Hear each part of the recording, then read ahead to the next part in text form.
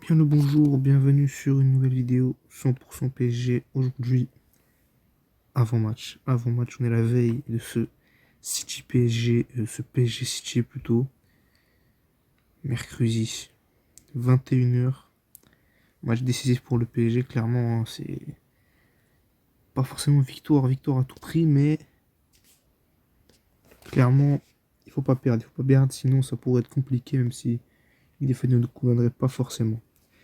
Bon, dans ce débrief, on va voir un petit peu les formes des deux équipes. Ensuite, on va faire un point stats. Ensuite, on va parler des clés du match. Ensuite, les compos probables. Et enfin, je vous donnerai un petit prono, les amis. Donc, pour ce qui est de la forme du PSG, on peut voir que c'est. En termes de résultats, on va dire que c'est positif, hein. Clairement, on peut voir qu'on est sur, alors, on est sur 4 victoires consécutives.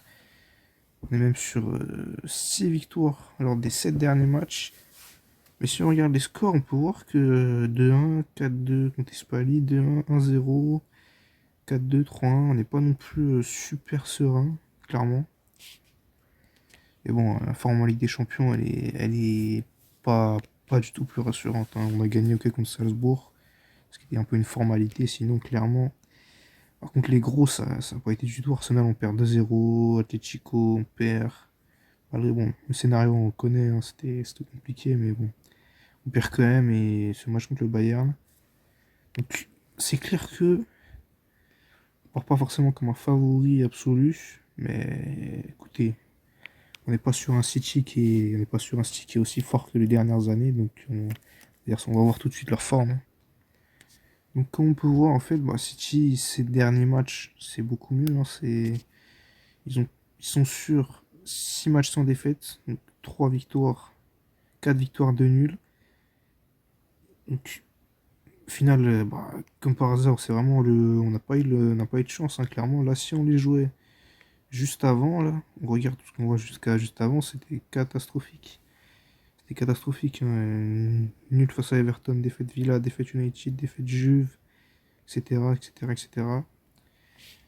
Et là, on n'a pas vraiment de chance. Donc, dès qu'on les joue, bah, ils commencent à aller mieux. Ils sortent d'une victoire 6-0 avec notamment un Foden qui retrouve vraiment une bonne forme. Donc, ça peut être difficile. En Ligue des Champions, bah, on peut voir que tout simplement, ils avaient bien commencé la saison. Donc, les 3 premiers matchs, c'était plutôt correct. Un nul contre l'Inter, une grosse victoire à Bratislava et face à Prague. Et après, bah, pendant leur mauvaise période, quoi, ils ont enchaîné du coup une défaite contre le Sporting, un match nul contre le Feyenoord avec un scénario rocambolesque et cette défaite 2-0 contre la Juve. Donc, clairement, c'était à ce moment-là qu'il fallait les jouer. Là, c'est vrai qu'ils vont mieux, donc ça va pas être facile, c'est clair, hein. En même temps, City, faut pas s'attendre à un match facile, mais pas non plus. Voilà, il y a quand même un truc à faire. Maintenant, en termes de stats, donc, je vous ai mis du coup les stats des deux équipes pour comparer un peu. Même si bon là forcément on a City qui est en première ligue et le PSG qui est en Ligue 1, donc c'est pas forcément super représentatif. Je vais vous mettre après les stats en Ligue des Champions, mais on peut voir que bon forcément Paris est au-dessus, hein, sûr que bon en Ligue 1 c'est plus facile. En tout cas moi ce qui m'intéresse particulièrement, et ce qu'on parlera après dans les clés du match, c'est un petit peu la possession. C'est un petit peu la possession, mais on en reparlera après. Donc on peut voir là en termes de buts, passe D on est au-dessus, en termes d'attaque on est au-dessus, en termes de passe aussi, en termes de défense on est c'est assez équilibré, mais on est quand même légèrement au-dessus. Après, on peut voir en termes de duel, puis arrêté, c'est à peu près équivalent. On va voir maintenant ça dans les... Bon, en Ligue des Champions, on voit tout de suite que City prend quand même le dessus, hein, avec 13 buts marqués, donc quasiment le double de buts marqués que nous. Mais on encaisse quand même moins de buts, donc ça c'est clairement quelque chose qu'on parlera dans les clés du match, hein. C'est que City défensivement, c'est vraiment pas l'assurance tout risque. En termes de passe D, ils sont au-dessus. En termes d'attaque, ils sont bien au-dessus de nous. Beaucoup plus de buts par match. Même si, comme on le voit en termes de grosses occasions, c'est quasiment équivalent. C'est quasiment équivalent. On peut voir qu'en termes de grosses occasions ratées par match, on en a plus que eux. Je pensais qu'on aurait plus que ça quand même, parce que, notamment contre l'Atletico, on a quand même vendangé des sacrés trucs. Après, en termes de possession, comme on peut voir, on a deux équipes qui aiment beaucoup la possession, mais City est quand même au-dessus. termes de passes précises, c'est quasiment équivalent. Les deux pourcentages sont très élevés, mais City est un peu plus au-dessus. Longue balle précise, on est au-dessus par contre. Et en termes de défense, on peut voir qu'on est vraiment au-dessus, hein, par la stat de cage inviolée. Moins de buts encaissés par match, plus d'interceptions, plus de tacles, plus de dégagements, moins de pénaltys concédés et plus d'arrêts du gardien. Et après le reste pareil, hein, en vrai, en termes de stats, on voit que c'est assez équivalent. En termes d'attaque, en gros, ils sont au-dessus. En termes de défense, on est au-dessus. Donc, ça va en vrai. Bon, clairement, c'est un match où je m'attends à tout, hein. Franchement, le pronostic, pour moi, c'est vraiment compliqué parce qu'en plus, on a un pari qui est très imprévisible en Ligue des Champions. On sait jamais trop à quoi s'attendre. Donc, sachant que surtout les derniers matchs, ils sont pas, c'est pas incroyable nos derniers matchs. Donc, c'est un peu compliqué, c'est à moi de se positionner sur un pronostic.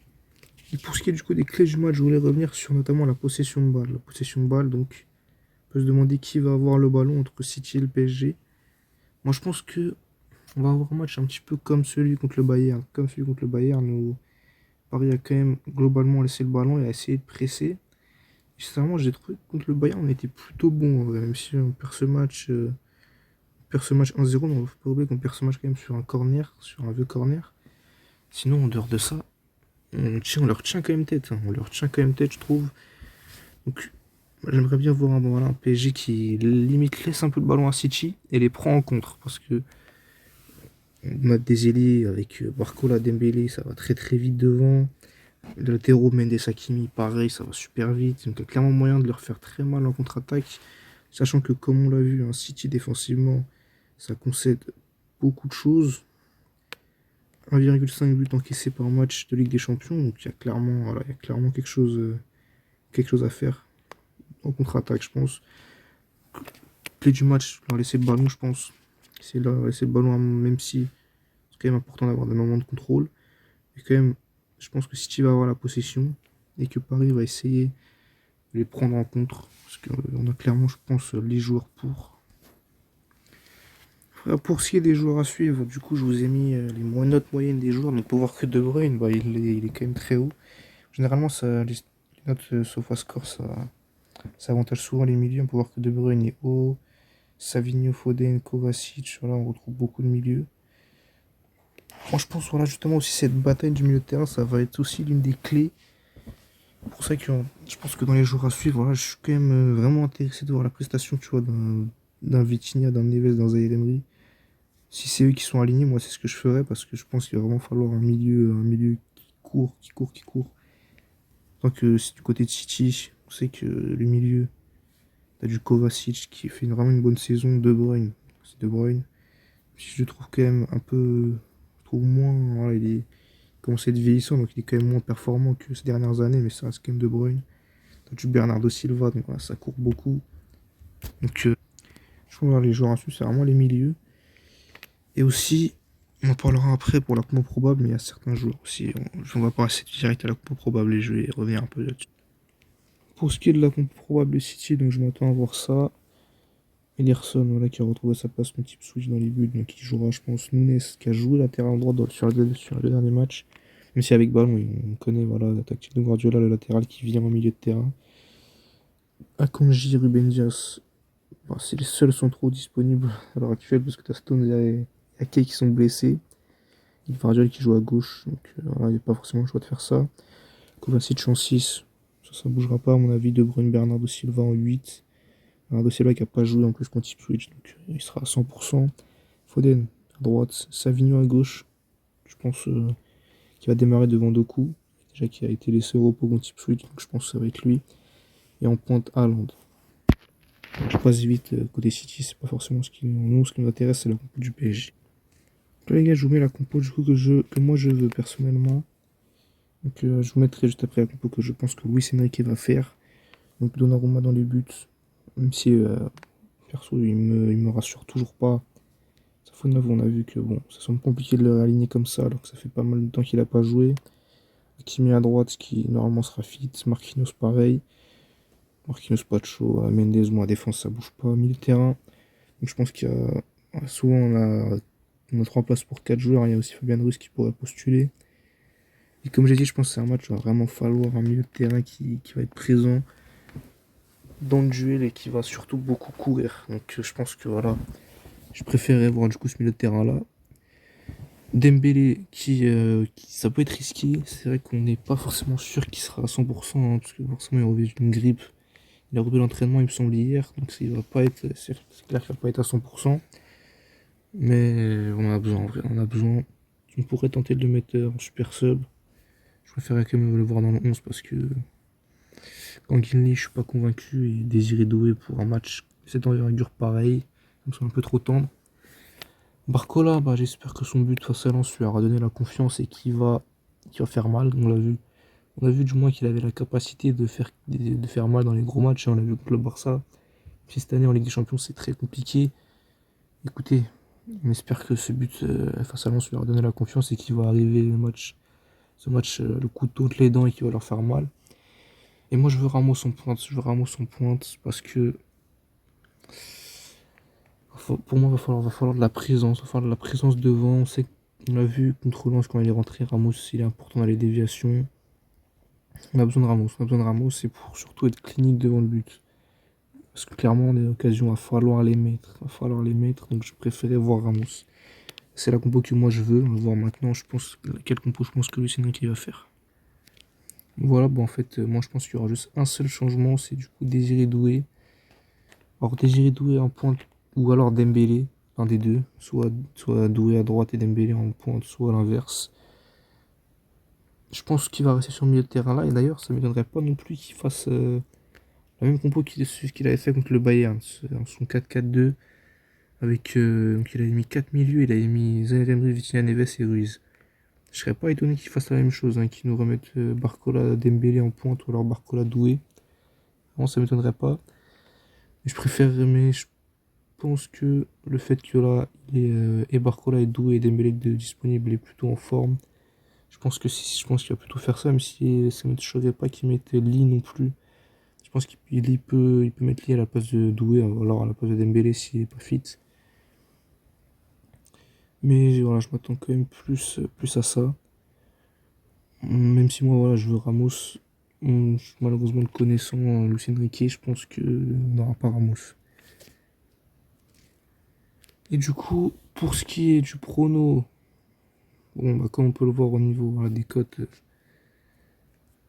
voilà, c'est vraiment serré. C'est vraiment serré, franchement, mais moi, j'avoue que j'ai beaucoup de mal. J'ai beaucoup de mal à me faire un avis. Bon, voilà, dans le sondage match en direct, Paris, bon, pas favori, parce que forcément, c'est la France, mais c'est très indécis, mais moi, franchement, j'ai beaucoup de mal à prendre une décision. Je pense que, je pense vraiment qu'on va avoir des buts. Par contre, je pense vraiment qu'on va avoir des buts. Et sur un City qui défensivement concède pas mal, un Paris qui peut aussi être amené à concéder pas mal d'occasions. Donc, allez, on va tenter un petit 3-2 pour Paris. On va tenter un petit 3-2 pour Paris, voilà.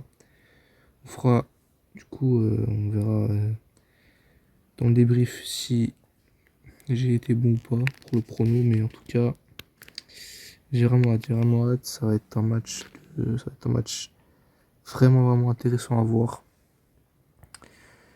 Et voilà, on a hâte, on a hâte d'y être, hein, c'est tout. On se retrouvera du coup pour le débrief le lendemain, je pense. Merci à vous et à la prochaine sur 100% PSG.